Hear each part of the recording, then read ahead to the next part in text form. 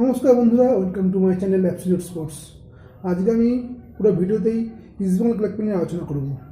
তো আপনারা জানেন কালকে ছিল সুপার কাপের ফাইনাল ম্যাচ, যেখানে ইস্টবেঙ্গল মুখোমুখি হয়েছিল উড়িষ্যা এফসি। সেখানে ইস্টবেঙ্গল 3-2 গোলে জয়লাভ করে। টোটাল 120 মিনিটে খেলা হয়েছিল। অনেক প্রতীক্ষার পর, দীর্ঘ 12 বছর প্রতীক্ষার পর ইস্টবেঙ্গল ক্লাবে ট্রফি আসে এবং ইস্টবেঙ্গল ভারত সেরার পুরস্কার পায়, সুপার কাপ জয়লাভ করে। প্রতীক্ষার পর কার্লোস কোয়াদ্রাতের হাত ধরেই ইস্টবেঙ্গল ক্লাবের ট্রফি আসলো। তো এরপর নেক্সট রাউন্ডে ইস্টবেঙ্গল এফসি কাপ খেলতে যাবে। তো প্রথমে বলে রাখি যে এর সঙ্গে সঙ্গে অনেক কিছু খবর আছে যেগুলো আমি এরপর জানাবো। তো দাদা আগে বলে রাখি, কালকে সুপার কাপে ইস্টবেঙ্গল শুধু সুপার কাপই নয়, আরও অনেক পুরস্কার পেয়েছে। যেমন সবচেয়ে হায়েস্ট গোল স্কোরার পেয়েছে Cleiton Silva, best defender in super কাপের হিজাজি মাহের, আর আমার মতে সবচেয়ে best player of the match শ্রমিক চক্রবর্তী। যাই হোক, শ্রমিক চক্রবর্তী পুরো সুপার কাপটাই দুর্দান্ত খেলেছে এবং প্রতিটা বিদেশি বলো, প্রতিটা প্লেয়ার বলুন, প্রত্যেকে ভালো খেলেছে। এবং আমি ছোটোবেলা থেকে ইস্টবেঙ্গলকে সাপোর্ট করি। তো আজকে ইস্টবেঙ্গল সুপার কাপ জয়লাভ করার পর আমি উৎসাহিত হয়ে আজকে আবার ভিডিওটা করলাম।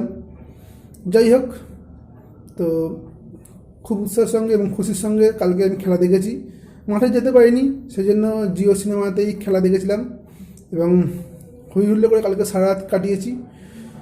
তো যাই হোক, আজকে দুপুর 3:30টার সময় ইস্টবেঙ্গল ট্রফি নিয়ে কলকাতায় ফেরে, মানে উড়িষ্যায় গিয়ে উড়িষ্যার বুক থেকে ট্রফি ছিনিয়ে নিয়ে কলকাতায় আসে। তো এই পর্যন্ত ইস্টবেঙ্গলকে সাপোর্ট করুন এবং নেক্সট আরও যে ম্যাচগুলো আছে তার জন্য আপনাদের সাপোর্ট অবশ্যই দরকার। আমার সঙ্গে বলুন জয় মা ইস্টবেঙ্গল।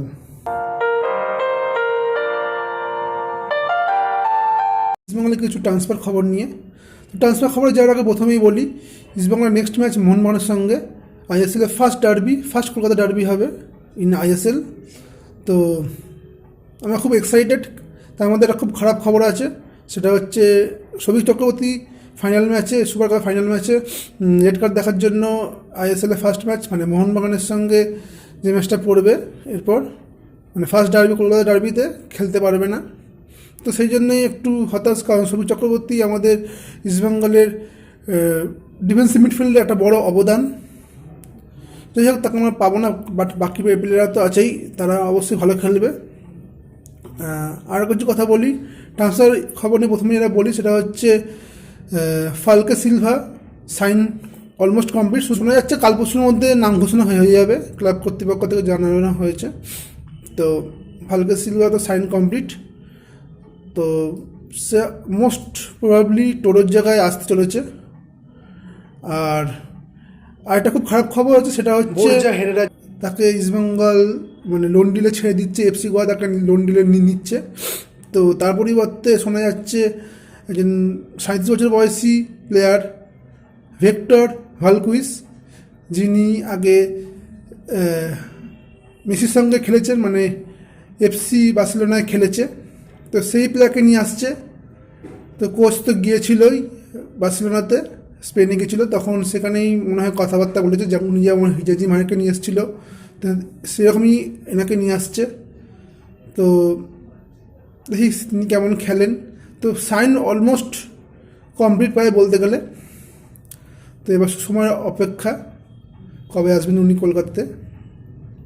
নেক্সট আর বলি, সেটা হচ্ছে নিখিল পূজারি, সাইন অলমোস্ট কমপ্লিট। আর কথা বলতে গেলে কথা চলছে এখন চিংলেনসানা সিং আর হিতেশ শর্মা ওর সঙ্গে কথাবার্তা কিছুটা এগিয়েছে।